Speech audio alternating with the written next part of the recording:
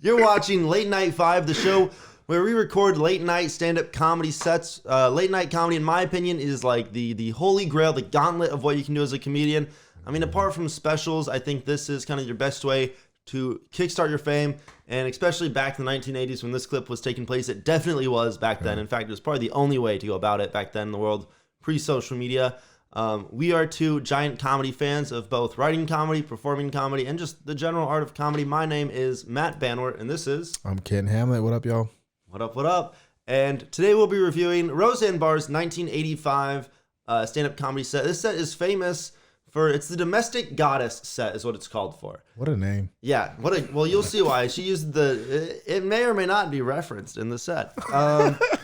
But literally, the story has it, and correct me if I'm wrong. If I ever say anything wrong, let me know in the comment section. And if I'm missing anything, if there's more fun things to share, comment them below for other people to know in the future.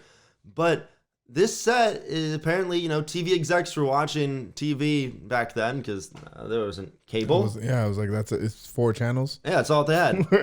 And they heard this set, and they go, hey, The Cosby Show is a wild success. We need another blue-collar family comedy show. Ken's pouring himself a drink right now. Sorry.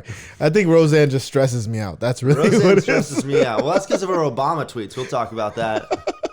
Anyway, they saw this video. And they go, we got to give this lady a TV set. That's how good this set was. They said, we're going to give her a TV show and a whole career. This was her TV make or break moment? This was. I don't think people realize. Rosanne Barr has 3 career-defining moments. Yeah. This... The national anthem performance she sang, and then her Obama tweets. It's those 3 things. So I clearly don't know anything about Roseanne because what is the national? They let you don't know the national. They let nasally Rosanne Barr sing the national anthem. No, she. I think it was an LA Dodgers game. I might be wrong here. It might be some other LA baseball team. I don't know.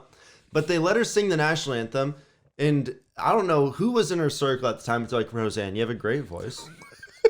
And she goes on and she starts, and it's terrible. It's awful. It's like one of the worst things you could imagine. It's worse than me trying to sing it. I could imagine. It's bad. It's bad. And it's so bad that America boycotts. I don't know. A clip must have been released somehow. I don't know how they released clips back then. Yeah, it was a live game, so people just saw it. It was that bad that the live performance of it got around America. They're like, she is anti-American. That is how bad she is at singing. That's hilarious, dude. Yeah, and then nothing could cancel her up until Obama was in office. and then people were like, yo, Rosanne Barr, what are your thoughts on nothing? And she talked. Could you imagine? That's the greatest joke ever played. Like, to tell Roseanne that she's a good enough singer to go, yeah, just go sing the national anthem at a freaking LA Dodgers game. Yeah, you're untouchable. America loves you. I mean, real quick, let's talk. I think this is her first ever TV appearance, by the way. Yeah. And some background. At this time, I think it's 1985, this set was recorded. Rosanne Barr is a mother of 3 children living in, I believe, Colorado. She was born in Utah. Definitely looks like a Montana mom. She looks like that part of the country, for sure. I mean... So this is kind of like a make or break moment, I feel like, in her comedy career. Yeah, for sure. Because there's no other way to gain exposure, and if you don't do this, you're nothing. And if she has a bad set, she just goes back to changing diapers for the rest of forever. She's gonna have to go back to be a house mom. Let's talk about this outfit real quick. What is that corsage? It's huge. That's huge. What it is. I mean, just a full on bouquet. That's a prom. You know what that is? That's a guy that never went on a date his entire high school career and got a date for prom. Yeah. And that is the corsage. He went for the biggest. He went into the floor. She said, give me one of everything. She says, what do you want? He says, give me it all. I need everything. I just want to lose my virginity tonight. That's back when straight women could have mullets, you know? What a time. What? Hey, let's not dissect the incredibly 1980s outfit, and let's dissect the stand-up comedy here. Yeah. Let's break this down. Let's get into it. I've been married for 13 years, and let me tell you, it's a thrill to be out of the house. Great intro. I never get out of the house. I stay home all the time. I never do anything fun because I'm a housewife. I hate that word, housewife. I prefer to be called domestic goddess. There it is. I feel it's more descriptive. Pause And you it. know There what you I go. do all day. You know what I do all day. We'll catch up there. Let's talk about that. She's from Colorado. Yeah. Where is that voice coming from? That's coming from the deep, deep bowels of a Jewish Jersey She is a woman. New Jersey Jew. She is a new. If she does not say the word pastrami once, this is all for naught. Yeah, that is like very, very. I lived in New York, and when I heard that, I was like, oh, somebody's coming in from Jersey. She's Like that's generations Ladies and of. gentlemen here. By the way, phenomenal jokes up top. She has a quick joke. Boom, boom, boom. 3. Yeah, They're quick. cold at first. You can literally feel between these first 3 jokes, she warms them up. So great stuff up top, by the way, as far as writing goes. Yeah. Quick and punchy. Like that's what you want late night set, Oh, right? beautiful. Top 5. Like you want it to be just straight to the point. And she got straight to the point with that voice, man. Jesus, She establishes her point. She defines her character. I'm a household mom. She lets you know who she is. She defines her brand. I think that's a great late night introduction. You describe who you are. You get out. You set the pace. You get the crowd rolling. Let's see what she does next. Yeah, you're right. I lay there on that couch eating those bonbons, watching those soap operas, and tuning into that Donahue show. There's a show you could really learn something from. I didn't even know it's possible to be a woman trapped in a man's body. I gotta quit. Is she Google Donahue. okay? Yeah, I was like, is she making fun of like the fact that she has a linebacker's body, or No. Donahue's an effeminate man. Okay. Yeah, I did some research. All right, I'm like, I don't know what she's. I was like, all right, yeah, okay, you look like Historical a understanding. middle linebacker. Okay. Let's keep going. They love it. Yeah, they love that. Well, you live, you learn, I guess. I live in the suburbs. I got a real nice 2-car garage with a house attached. It's just the best. I have a second career. I sell Stubby K Cosmetics. Oh. So you guys like impressions? Oh, okay. Oh, good, because I do them. Okay, I'd like to give you my impression of Miss Barbara Streisand. I think she is very talented and seems like a nice person. That's it. That's called a misdirection joke, baby.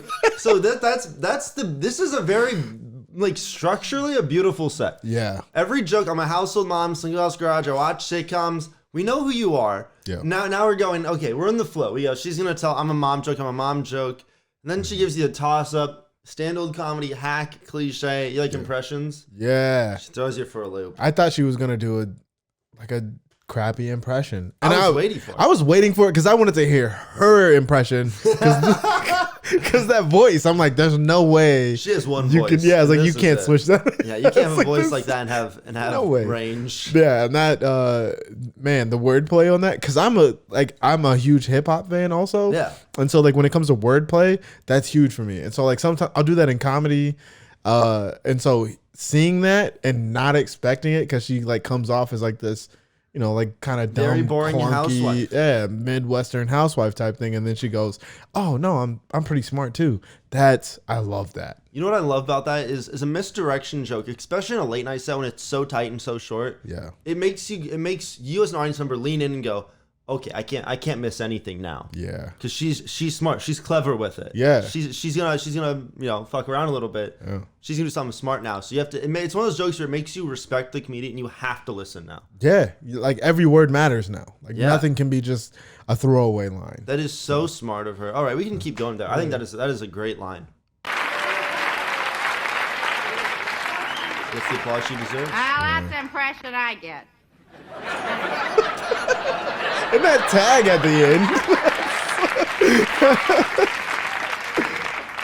So I'm fat. I thought I'd point that out. Have you ever noticed that fat people don't think like skinny people? We have our own way of thinking. Like, did you ever ask a fat person for directions? Because that is when the difference in thinking really shows, you know. Because you go up to them on the Watch. street and ask them where something is, and they tell you, like, Okay, yeah. well, go down here to Arby's. You've said that so many times.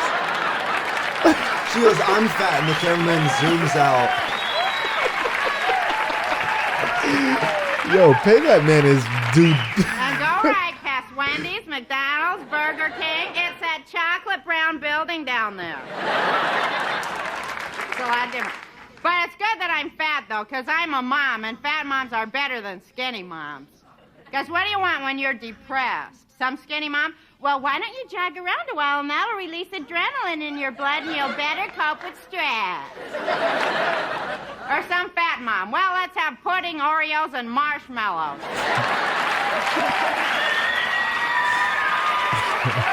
That's so true. I had a skinny mom.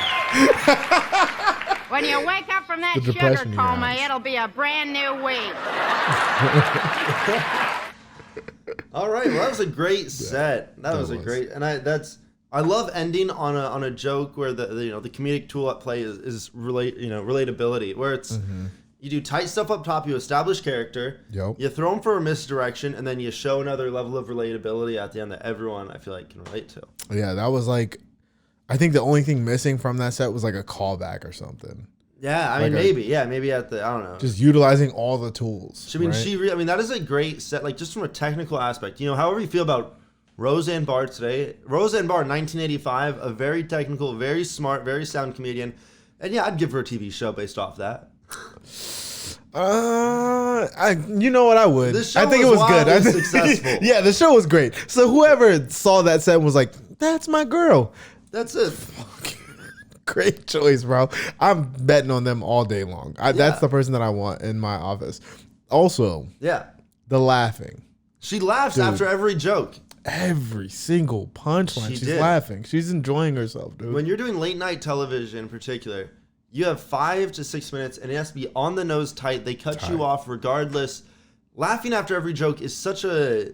I do that sometimes. You're a laugher. I laugh so much. It's just enjoying yourself. Yeah.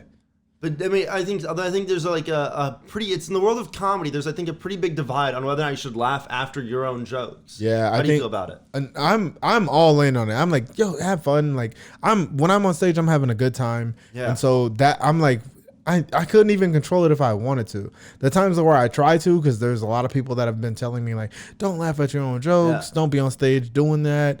And I'm like, the times where I do try to stop myself, they're always bad. It's not bad sets, but it's not good sets. It's not natural. It's not who I am. I have a good time when I'm on stage. Sometimes what people don't realize is I'm not laughing at my set. I'm laughing at the crowd laughing. Yes. Because in my mind, I'm thinking, I've told this joke 100 times, and you morons find it funny. You idiots. And now I'm laughing because they're a bunch of dumb shills. Yeah. Like, I knew you would do this. I've heard this joke 1,000 times in my own mind. You're like, you guys think this is funny? I've done it 1,000,000 times. You morons. I've duped you. No, that's so true though. Yeah, I don't know. I'm like, it's so weird hearing people say like, don't laugh on stage, because to me it's like I'm having a genuine good time. Well, I understand the conversation we had for a late night set. When you have such little time, you have to keep it short. But I think that is a character decision that you have to make, and I think she made it, and I think she ran with it. Yeah, and you know what? She got a freaking TV show. She got a TV show after that. Okay, folks. Well, that is it. That is episode 1 of Late Night 5 Stand-Up Comedy Review Show. Once again, my name is Matt Banwart, and this is Ken Hamlett. If you guys enjoyed this show, please subscribe. I don't get paid till I hit 1,000 subscribers, so please subscribe.